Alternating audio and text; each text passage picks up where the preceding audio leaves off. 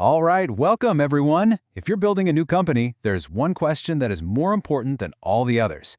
How do you create something that people will actually pay for?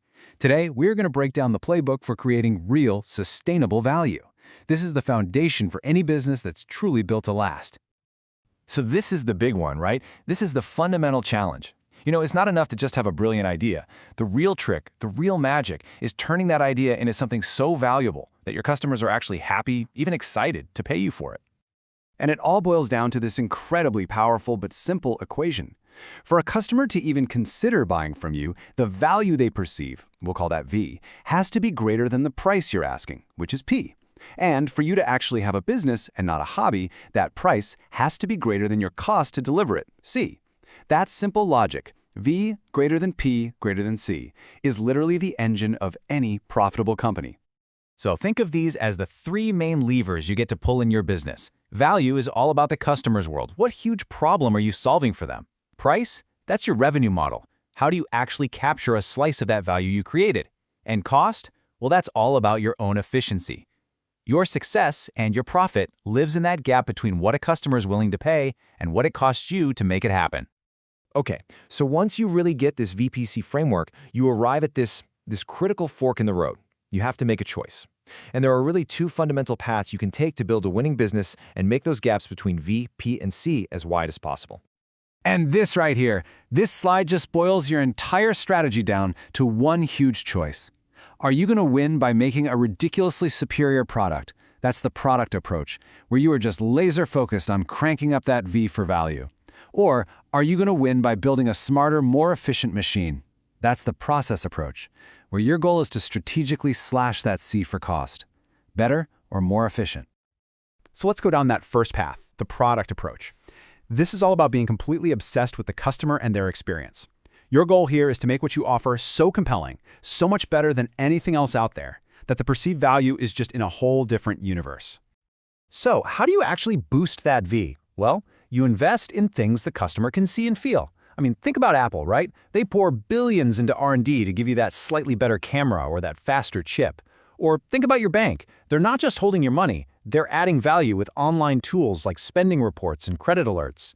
Every single one of these moves is designed to make you, the customer, feel like you're getting more, which justifies a higher price and keeps you coming back. This quote just hits the nail on the head. It perfectly captures what the product path is all about. It's not about just adding random features. No, it's about a focused strategy to deliver truly superior value, giving people a powerful, lasting reason to choose you over everyone else. That, right there, is how you build a competitive advantage that's almost impossible to shake. All right, let's switch gears and look at that second path. This one builds a totally different kind of advantage. This is the process approach. And here, you might not have a revolutionary new product, but you have a revolutionary system for making and delivering it. The process approach is all about building a smarter, leaner machine behind the scenes. Just look at Dell. They didn't invent the personal computer, but they pioneered a build-to-order system that completely destroyed the old model of high inventory costs. Or think about Walmart. Their absolute mastery of logistics lets them offer prices that their competitors just can't catch. See what's happening?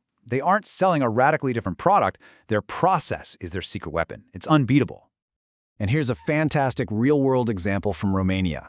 In a coffee market that's totally saturated, a company called 5 to Go didn't go out and discover some magical new coffee bean. No way. They innovated the process.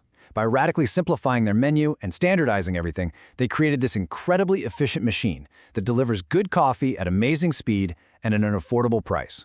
They created value not just in the cup, but in the whole system of getting that cup to you.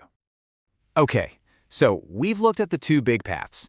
Now we get to the most important part of all. How do you apply this to your idea? This is where the theory gets real, and it's where you're going to make the decisions that will literally shape the entire future of your business. So for our upcoming seminar, I want you to draft your own value price cost model. Just follow these 4 steps. And listen, this isn't just homework. This is the blueprint for your entire strategy. First, define that core value. Second, choose your path. Are you a product person or a process innovator? Third, list out the concrete actions, like 3 or 4 things you'll actually do. And finally, come ready to share it with us. The choice you make here is going to define everything: who you hire, where you put your money, and how you go to battle in the marketplace. So which path will it be? Are you going to build a better mousetrap, or are you going to build a more efficient mousetrap factory? What's that very first step you need to take? Give it some real thought, and let's get together and build something valuable. I'll see you at the seminar.